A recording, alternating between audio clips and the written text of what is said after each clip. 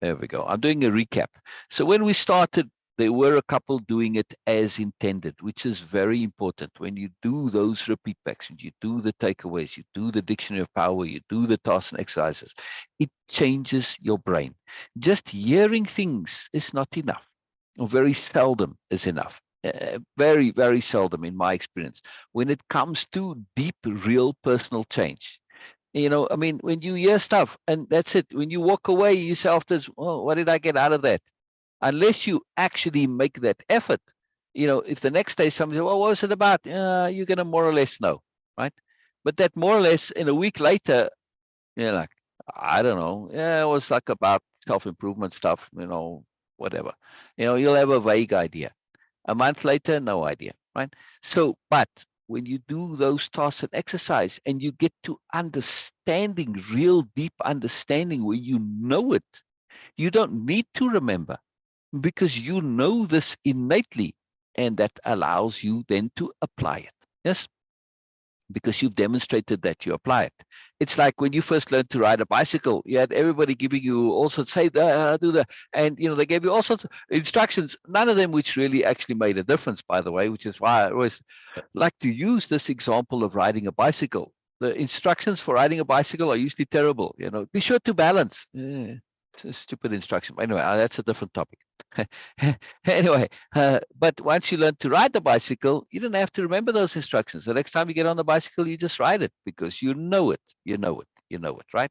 So this is what we want when it comes to self-change. We want to know it inside of us so that it's automatic, like getting onto that bicycle. Yeah.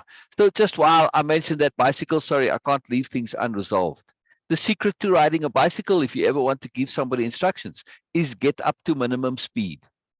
When you get up to minimum speed, the bicycle balances itself. And this is because of the gyroscopic effect. If you take a wheel and it spins, it starts to right itself. It's just a peculiar thing that happens. Spinning wheels right themselves. That's just how it works, right? But there needs to be that minimum speed. So you don't need to balance. It's riding a bicycle is not about having the balancing skill, which people think, and they're trying to teach their kids. They're going really slowly. Balance, balance. No, it's not about balance. You need to go fast enough, right? That's it. And it's a minimum speed. It's not very fast. And you can watch people riding a bicycle. They can ride really nice and slowly, right? And they stay balanced because that minimum speed to ride the bicycle. That's all you need. So I'm making this point because when you understand like this, well, now riding a bicycle is a piece of cake. You know what you need to do, right? It's very simple. So if you're going to help your kid, don't be holding the saddle like I see some parents do, and they make the bicycle go slowly. And now it's like, man, they balancing the bicycle. No, help that bicycle get to the minimum speed, and then the bicycle will balance itself. Life is easy, right? So there's a bit of trust involved in riding a bicycle. That's when you go from standing, and that first little bit before you get up to speed, then the bicycle's a bit wobbly. Usually when you practice riding a bicycle, you get up to minimum speed very quickly, right? It's not an issue. But there's still that little bit of trust. And this is the same with learning from a personal growth point of view. There's always that little bit of trust involved. You take on something, you learn it, you know it, you understand it.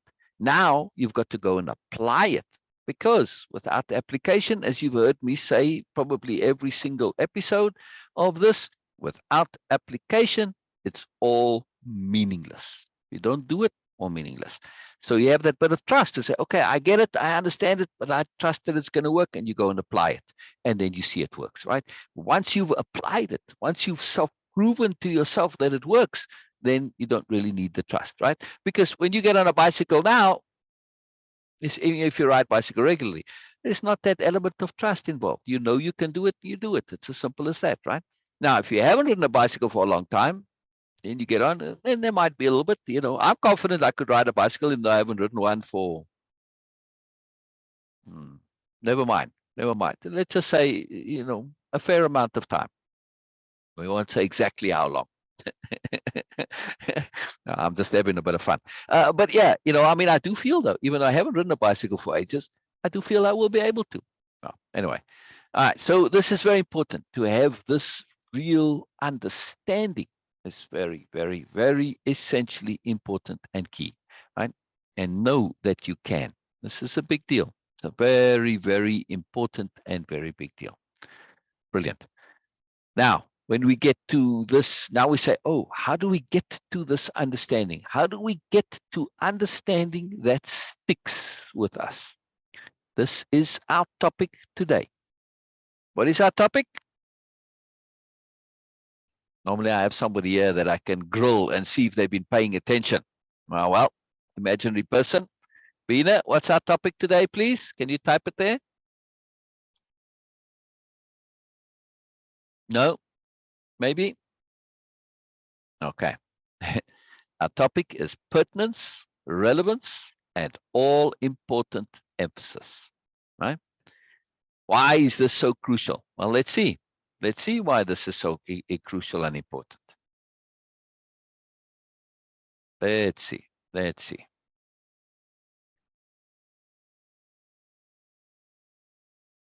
Here is I had it open.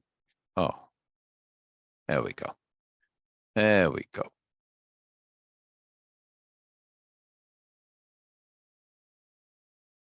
I'm going to screen share and read, from the course, right? We go through the course topic. I mean, I can just speak on it too. It's a very favorite topic of mine. This, Bean and I were chatting about this the other day, and just, if there's sort of a one thing that we want to realize and be aware of in life, it is about all important emphasis, how it affects everything we do, how potent it is, how much moreness there is to it, how crucial it is. It's a huge, huge, huge, huge deal. So I want to go over this, right? So pertinence, relevance, and all important emphasis. Yeah. Thank you, Bina. Thank you, Bina. Brilliant, brilliant, brilliant. Brilliant, Ramsey. Brilliant. Hi, Ramsey. Where's Norma? Norma said she was going to come. I sent her the link. Where you, Norma? Where you, Norma? Before I get fully going here, where you, Norma? Message Norma. Say, where you, Norma? Cheryl said she might be coming too. I hope you do come. Very cool. Very cool. Very cool. I always like it when people are here. And hello to the other people. Bina says that there's 6 people that are watching. Hello to everyone. Truly, I really, really, really appreciate you being here. It's a big deal. And feel free to comment, say hello, ask questions. I always respond to those questions. I keep the multiple screens open, as you'll see in a moment here on my computer.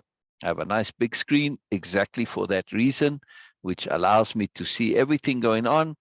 And then I can, monitor, like now. See, I'm going to share screen and you'll see exactly what I'm talking about here, right? So you see, yeah, I've got the course, the slides from the course. It's in a slide format, and here on the side, it's on top of Facebook. If I click on this, and you'll see it will come here, right? But I do it this way so that while I'm reading this, I can still see, okay. Oh, Norma was here before me. You got to say hello, Norma. You got to say hello. You got to tell me you're here. I like to know you there for sure. It's important. It's important. All right. Brilliant, brilliant. See, and then I can click love on all this, and so there we go. Everybody loved and everybody ready to go. Brilliant, brilliant. All right. So let's start and go through those slides. Yeah. I'm glad you're here, Norma. I'm glad you're here. This is such a crucially important topic. It's like vocabulary, crucially important. Pertinence, relevance, and all important emphasis. Emphasis has an incredible effect on our brain. When we emphasize something, we are telling our brain, listen up, this is important. The brain responds by literally rewiring itself. Literally rewiring itself. I got to move my Zoom little window to underneath the camera here. There we go. See, now when I look at that, we tend to look at ourselves when we talk, even if it's nobody else there. See, now I'm looking right at the camera. Little tricks, yeah. Anyway, so this is important. And the nodes in the brain expand and connect with other nodes when there's emphasis, enhancing memory and connection. The greater the emphasis, especially when added to with emotion, the greater the rewiring of the brain. This is why we can usually remember exactly where we were and what we were doing when something major and dramatic happened. So for maybe this doesn't apply to everyone, but if you're old enough, I say, where were you on 9/11? And what were you doing? Most people can tell me exactly what they were doing. I was in the car driving, I was doing this, doing that. Me, I was playing golf when it actually went down. And when I got back after the round of golf, we walked into the clubhouse. They have a TV there going usually, and they had all the scenes going and the tower smoking and all that, right? It's really interesting that people can remember. Why do you remember? Because such a big emphasis was made of that at the time. Even right in that moment, walking into that clubhouse, seeing it on the TV, you could feel the emphasis of it just via the TV, via the reaction of the people. This was a big deal. This is a big deal, in other words, right? And that your brain says, oh, big deal. And it rewires itself to remember. Now, same thing. You ask people, where were you when your child was born? Well, if you're a woman, you know exactly where you were. But, okay, if, you ask, where were you when your grandchild was born? Or when, important events in your lives, we tend to remember, what were you wearing? You know exactly. What was the weather like when you got married? Most people can tell you. It's amazing. It's amazing. So emphasis changes the brain. I cannot emphasize enough how important this is to understand. Yes. That's why we have to be unrelentingly positive. This is why we can usually remember exactly where we were when something major and dramatic happened, all because of emphasis. Emphasis is a big, big deal and something we need to be exquisitely mindful of. It's a power we need to insist on using appropriately. Appropriately, people, appropriately. Appropriately and appropriateness does not mean proper. Unfortunately, I have to say that every single time. Many people confuse being appropriate with being proper.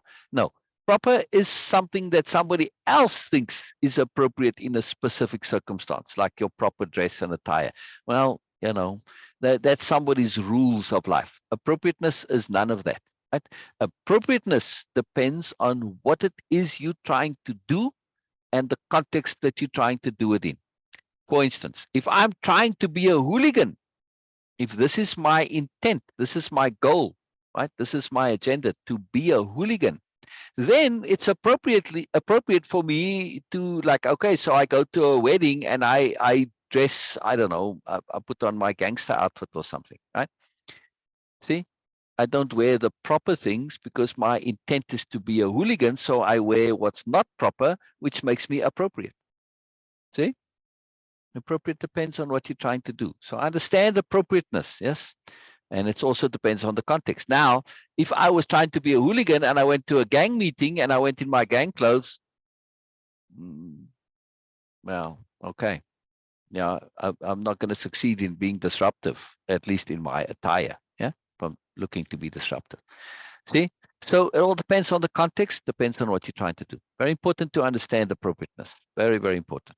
So this is the thing with emphasis. We need to use it appropriately. We need to decide what we want to get out of our emphasis and the context in which we are going to emphasize this, right? Association. How are we going to do this? So now consider what you do to your own brain when you emphasize negative possibility, fear, inadequacy, incompetence, lack of confidence, etc. When you are anxious and you worry. Just let that sink in for a moment. Consider what you do to your own brain when you emphasize negative possibility, which is what worry and anxiety is, the emphasis of negative possibility, fear, inadequacy, incompetence, lack of confidence, etc. When you are anxious and you are worrying, aren't you emphasizing all of those? Because if I'm worried about something, aren't I saying I'm inadequate? Aren't I saying I'm incompetent? Aren't I saying I have a lack of confidence in myself? It's exactly what you're saying by implication, right? Right? Yeah.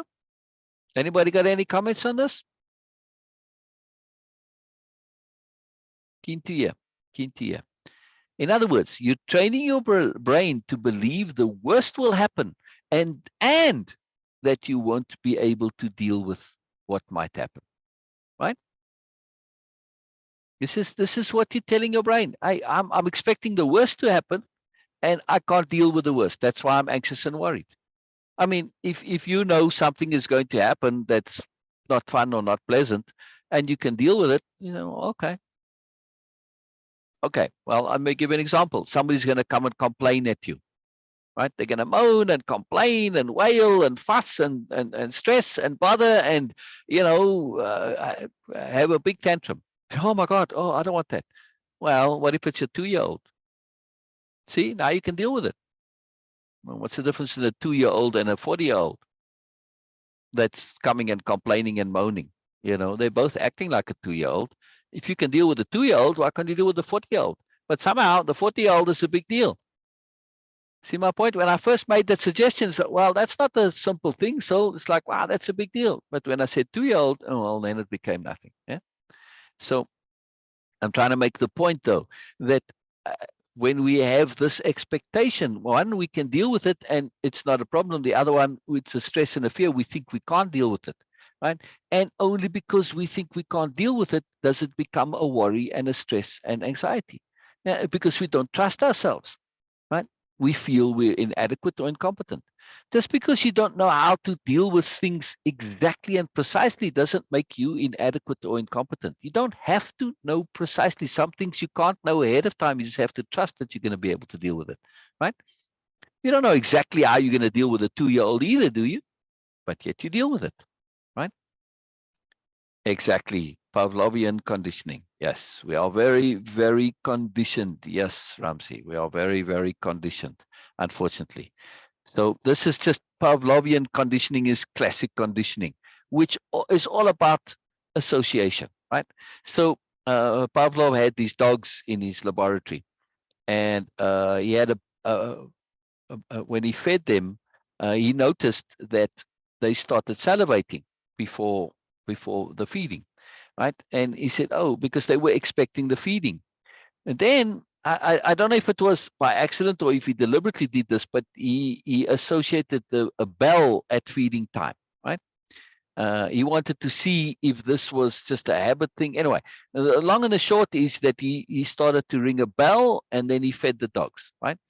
So now the bell got associated with the feeding, with the salivating. Yeah.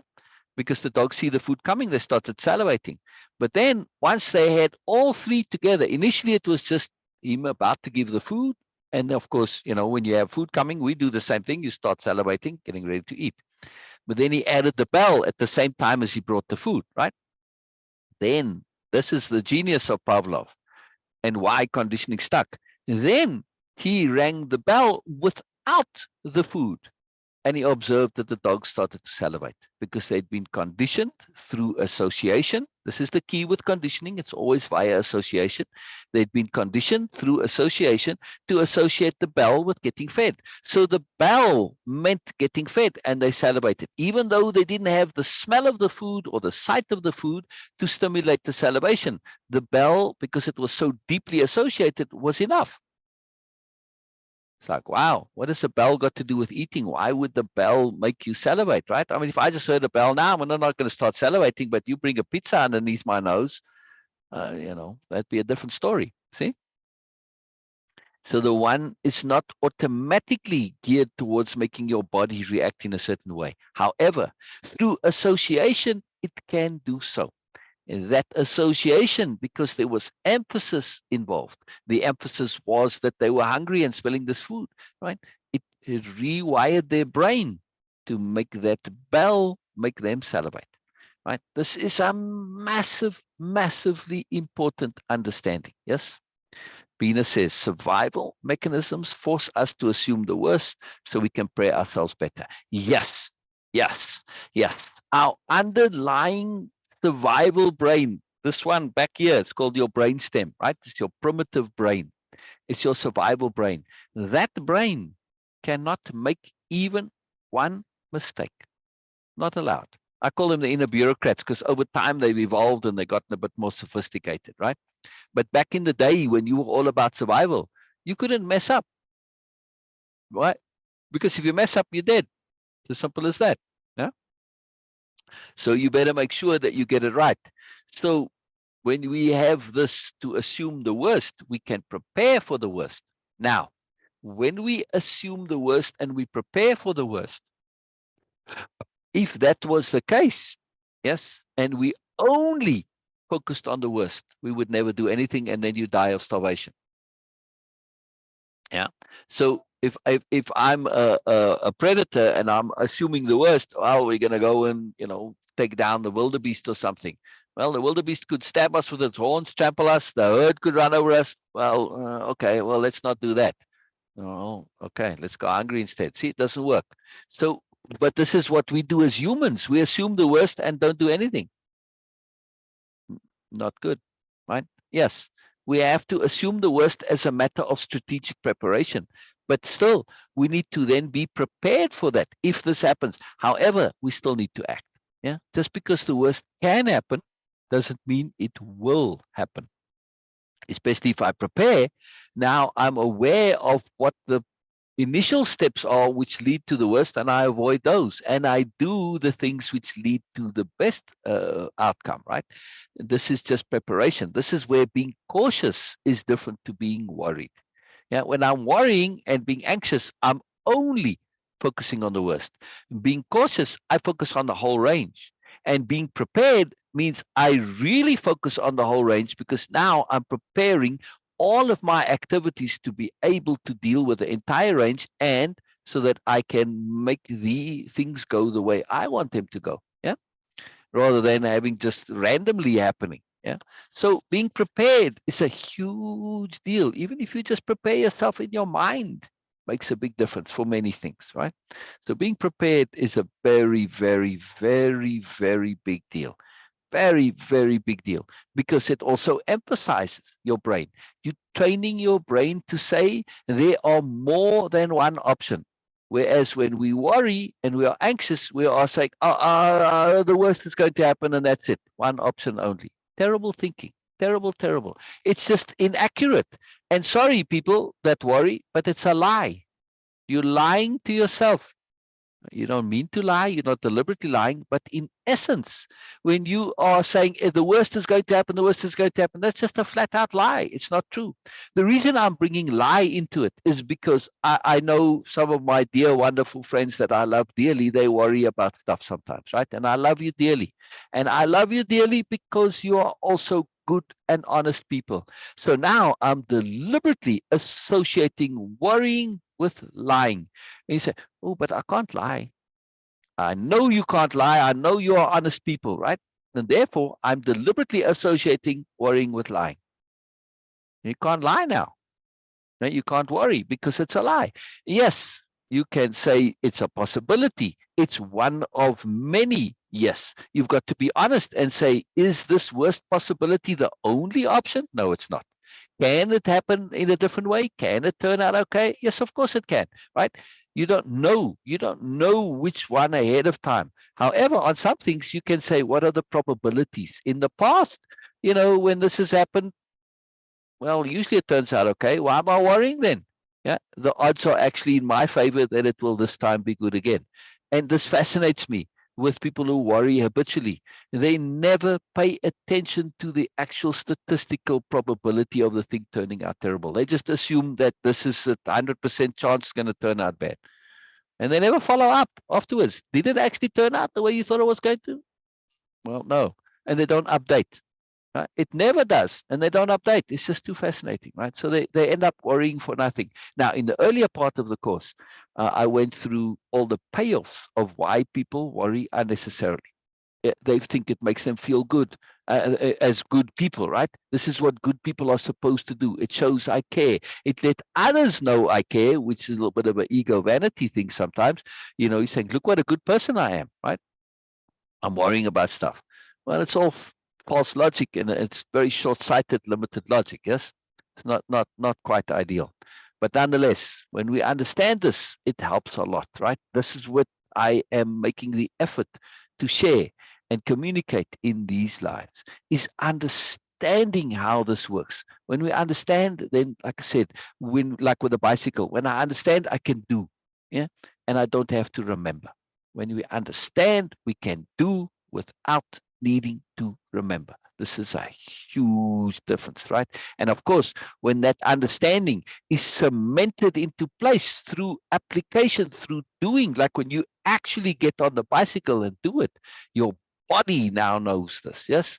So likewise, when you actually go out and deal with life in all of its ways, you practice, you implement, you apply your understanding, your body gets to know, oh, I can do this, it's not a problem. And there you go. Life is easy, right? That's how you build confidence, via your competence, yeah?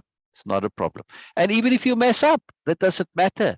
You can still say, hey, you know, I did something, I made this effort, right? Um, I made this effort to apply. Yes, thank you, Bina. I made this effort to apply, and okay, it didn't quite work out as I thought it would. Maybe it was a bit of a mess, but I survived. So what if I made a mess? So what if I got it all wrong? This is part of practice. This is part of learning.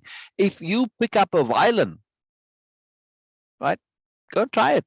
Go to a music store, maybe not a violin, but just play on and say, you know, and try out any musical instrument there that you've never played before, and tell me if you play it like a virtuoso. Yeah, is that the realistic thing? Do you think so? You're going to pick up any music and suddenly going to? No, of course not. It's going to sound terrible, right? And the poor people who work in music stores, they know this all too well, right? Everybody tests these things out, and it's like, oh God, here we go again, right? So this is part of learning a musical instrument. You start terribly, you sound terrible when you start. If we could not overcome that, we would never have any musicians whatsoever, because no musician starts playing on a musical instrument that sounds fantastic when they first start playing, right? So this is very key to understand that with a musical instrument, we accept this and we're quite happy to sound terrible. But why do we get hung up with this with other stuff in life?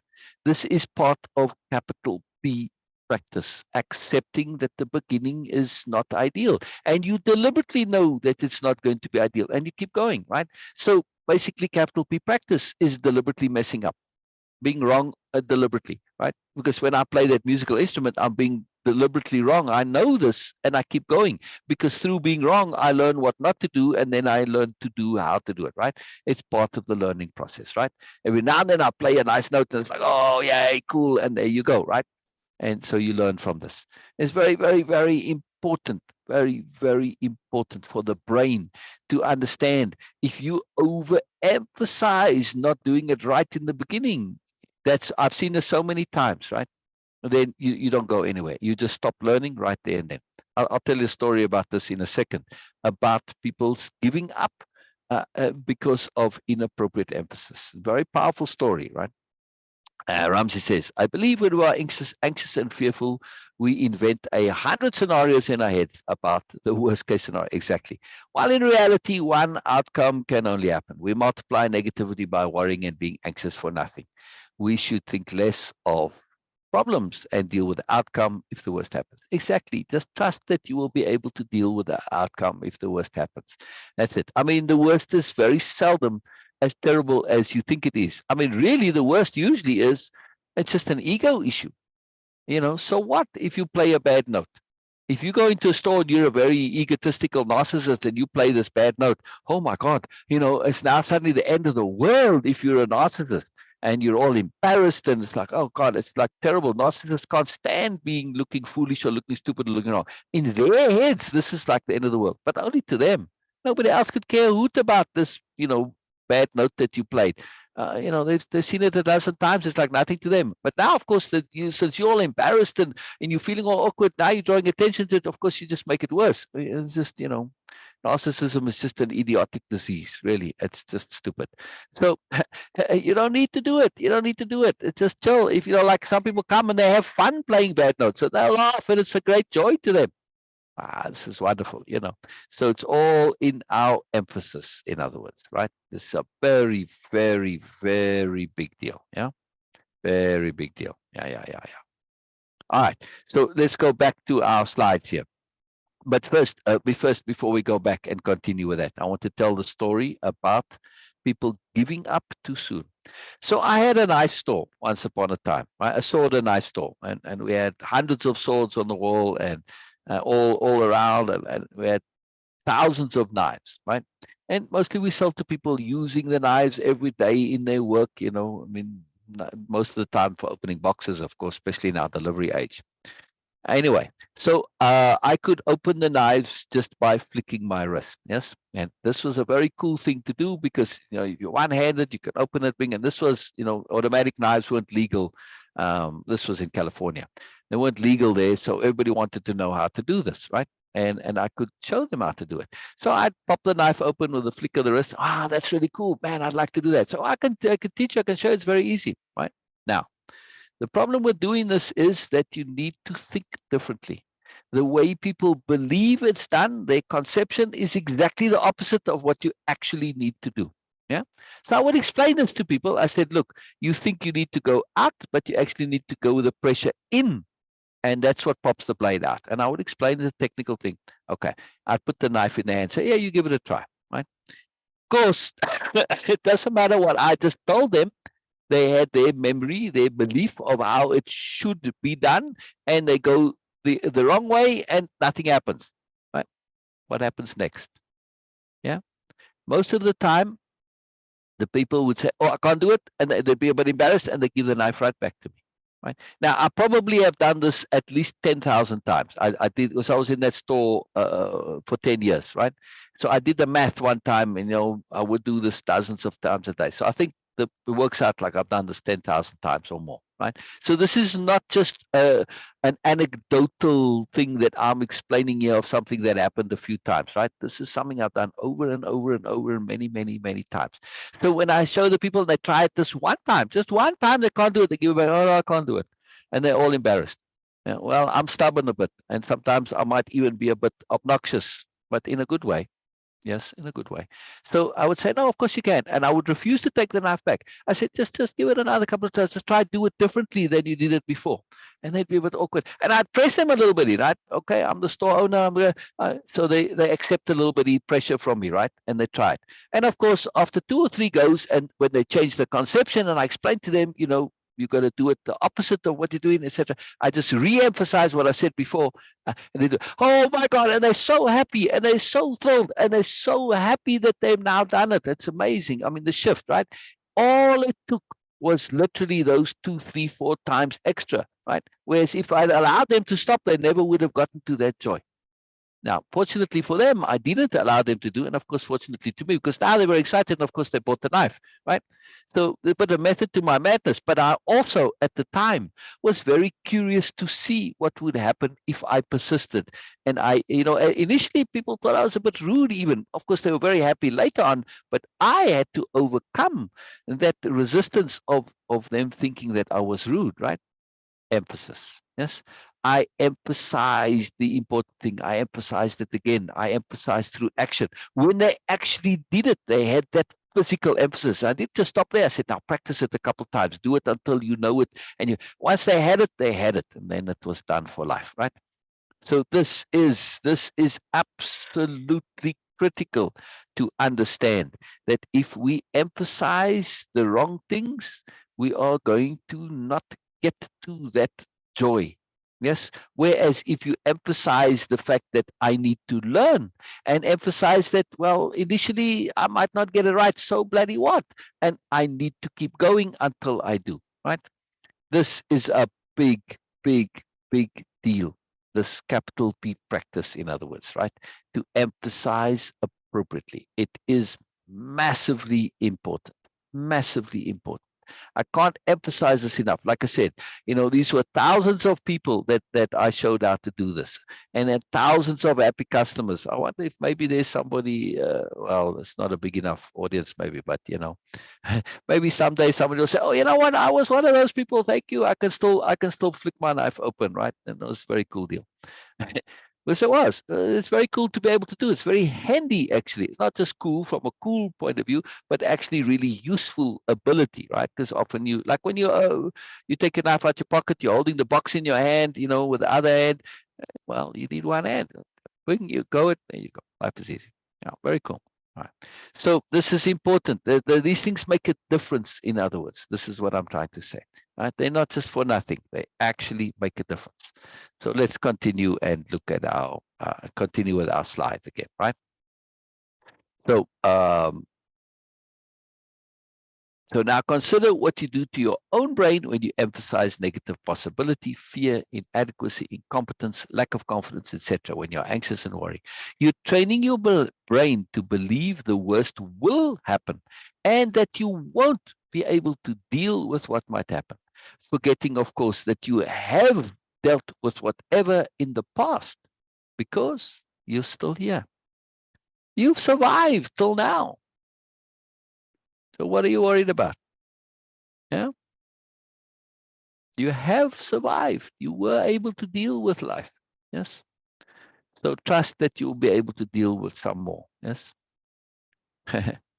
Using this understanding of emphasis, we connect this to pertinence and relevance and use those to leverage ourselves when it comes to learning and growing and changing. Thus, we pay attention to what is pertinent and relevant to our aims and goals and focus on that because it's connected to us. It takes on a greater importance and is therefore more easily emphasized and has more impact. We can use this powerful mechanism to focus on what's good for us, useful to us, what brings us joy and delight, what brings us peace, what adds to us, and what enhances our competence and confidence, instead of squandering it on worthless and self-defeating anxiety and worry. Yeah? Use that emphasis. Pertinence and relevance is personalized emphasis. Okay? Pertinence is emphasis, which is personal to you in the moment, right? Pertinence is now, it's a time connectivity.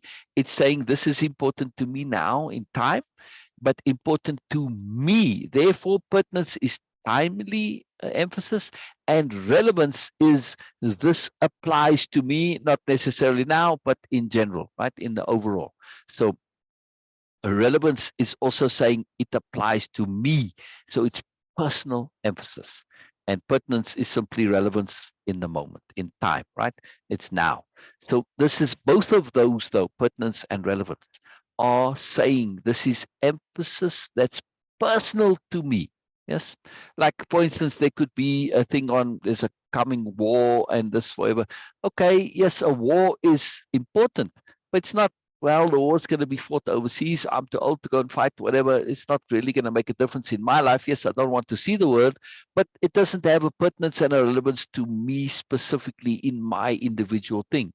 So see, it is not that personalized emphasis. It's emphasized generally, right? So yes, it's an emphasis that I pay attention to, but it's not personal.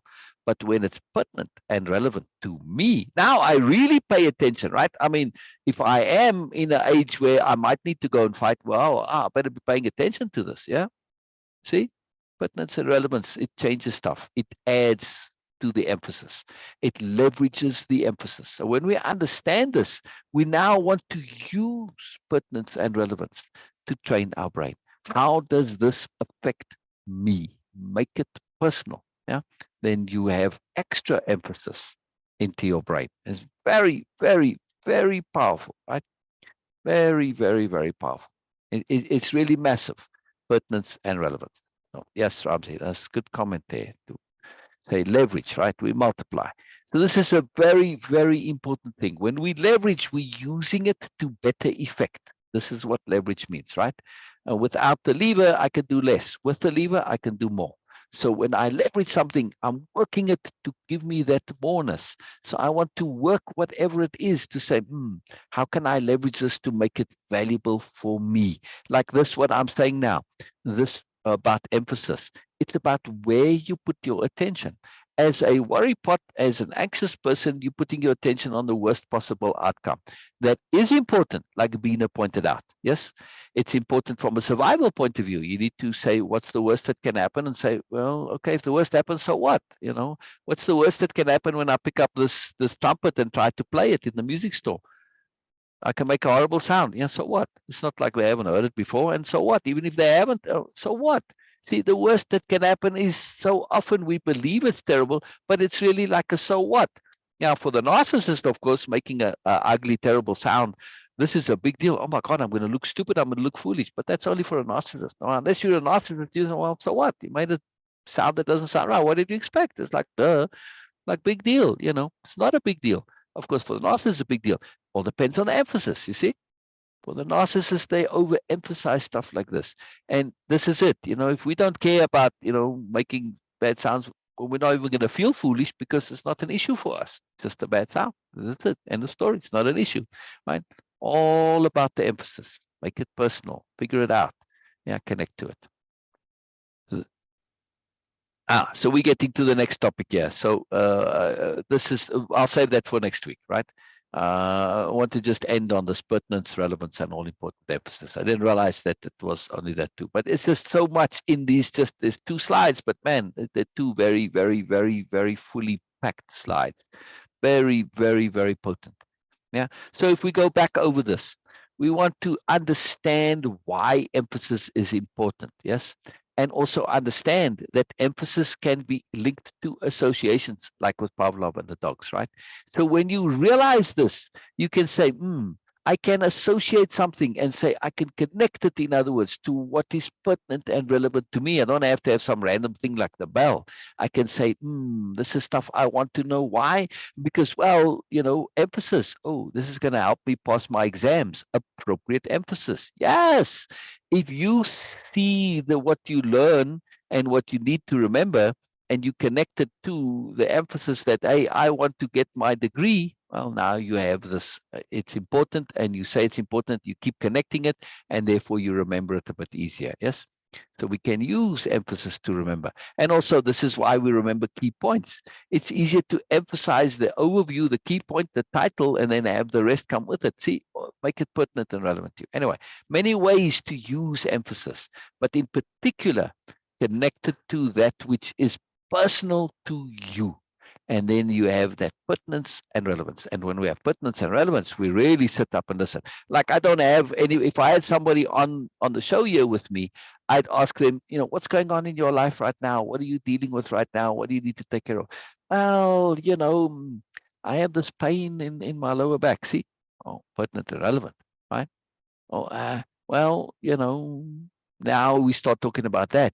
And now we can use emphasis to say, is this something that, is just whatever? You can get into the details. Now they're paying attention to what you're saying because it's pertinent and relevant. We're talking about the pain in their back, right? As opposed to some dry, empty topic. Right? Now we can say, oh, well, were you maybe emphasizing sitting in a particular way, whatever. And we can look at emphasis that way, because now they're paying attention because it's pertinent and relevant to them, because they've got the pain they're dealing with. See, it's a way to grab attention, connect it to what is pertinent and relevant. So we can use emphasis not only on ourselves this way, but when dealing with others. If you want people to listen to what you say, make it pertinent and relevant to them. That's why I like the comments, you see, because now I can connect to what's pertinent and relevant to you. It's just part of me, and me looking to be appropriate and considerate and to communicate effectively, right? Make it pertinent and relevant, right? I mean, I much prefer to speak about how it will connect to you than how it connects to me, as a matter, This is a topic I'm familiar with, but in order to really communicate, you need to connect to people. But if you don't have feedback from who you're connecting with, it's very difficult to do, right? And so it ends up being kind of a lecture or a seminar like what I'm doing now, which is not my preferred way of communicating. That's why I like having somebody here with me that I can speak to directly, or when you make comments, then I can address what you're saying, your pertinence, your relevance, right? And I can connect it to you. And then it has more emphasis, it matters because it's pertinent and relevant, and you hear it. Otherwise, we don't really hear as well. Very, very, very, very important. So since we're coming up to the end of our hour there, wow, it goes so quickly. It's incredible to me. Any more comments, any questions, anything anyone wants to know? Yeah? I'll give it a minute there. It always takes a second or two.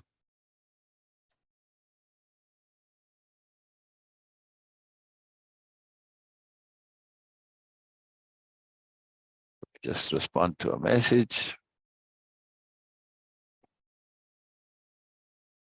Or somebody was going to come and they couldn't come, and it's all good. Thank you for letting me know. Thank you for letting me know. I appreciate that. That's it. No comments? Nobody got anything to say? All right, wonderful. That means this topic was, you get it, you know it, you understand it. It's all good. I love that. Brilliant. I did a good job then, in other words. I'm just going to emphasize the positive and take the best positive. Yeah, the best positive outcome out of it. So brilliant, brilliant, brilliant, brilliant. I love this. Again, now, let me touch on something that's very important here and may come up elsewhere or later in the course. And this is the emphasis of what you do on a daily basis. In Way of Impeccability, I've got a whole session on it. It's called private positivity. And by this, I mean, when you're watching the TV and, whatever, the news or a comedy show, whatever, and people do stupid things in there, for instance, or stuff that you like don't care for. And you're like, hey, what the hell? How can you do that? It's like, what's the matter with you? How stupid is that? And you might even swear at the TV, right? So I don't want to swear on the live now, right? But think of what you're doing. You emphasizing negative things. You train your brain through this emphasis. You got a pattern going that this stuff is stuff that you feel you need to comment on. You need to get upset about, right? Just through emphasis. Do you really need to? No, you don't. Do you know that stuff is nonsense? Yes, you know it's nonsense. Do you know that you don't want to do that stuff? Yes, you know this. Right? Do you know that other people shouldn't do it according to you? Yes, you know this too. Do you know people do it anyway, despite them even knowing that this is not good to do? Yes. Are people foolish and stupid? Yes. Why? Because, well, we start off with very little awareness or none, and we have to learn to be aware. You can't force awareness. You can't give it to people. You can't program it because then it's a program. So you have to learn it on yourself, which means unawareness is part of the world. It has to be there, right? So make peace with it, accept it, understand it, and chill. And when people do things that are stupid and idiotic, well, it's through unawareness. Yeah. Now, occasionally you get people who deliberately know they shouldn't do it and they do it anyway. And this is what badness and evil is. But that's fairly rare, actually. It's quite amazing. Even people that we call bad and stupid, they're still in these unawareness bubbles and they believe they should be bad and terrible. That's like to them a good way of being. It's messed up. But anyway, so unawareness is the state of the world. So again, if you're going to have this, if you're going to continually be emphasizing the negativity aspect of the world, which comes from this unawareness, what's the point? What's the point? You're basically fighting the weather. It's like getting stressed at the weather.